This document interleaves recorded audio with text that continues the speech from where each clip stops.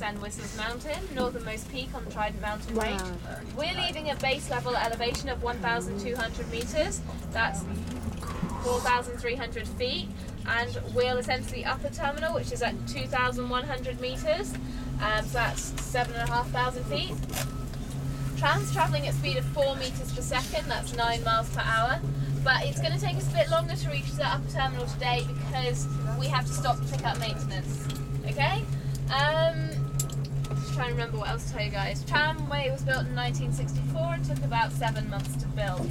You guys have got a really good view today because it's not cloudy, and when you get to the top you're going to be able to see Mount Robson, and you can only see that like 50 days of the year, so it's a really good view. You might also see someone hiking up the mountain if you do. That's Chris, she works here. Some people have started hiking up now. It takes about 3 hours to get to the top. When you get to the tower, be on 3 speed, and then just let me know when you want to service off. Yeah, I'll be coming down on car here. So if you look to my left, the mountain range you can see at the end of the valley is the Yellowhead Mountain Range. So that's part of the continental divide. So all water this side is going to flow to the Arctic, that's the east side, and all water to the west is going to flow to the Pacific. It's also part of the BC-Alberta border. You can see Mount Robson as well today, like I said. I was told it's part of the Yellowhead Mountain Range by my boss, but then a tour guide came and told me that it was part of the Rainbow Range, and apparently he's right and it's just wrong. So you can see Mount Robson, but it's not part of his mountain range. If you look straight out the back of the tram, the mountain range you can see is Victoria Cross Mountain Range. Each one of those peaks named after a recipient of Victoria Cross. I watched Zulu yesterday.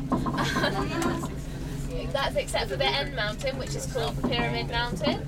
It's meant to look a bit like the pyramids in Egypt, with the smaller one in front and then the larger one behind.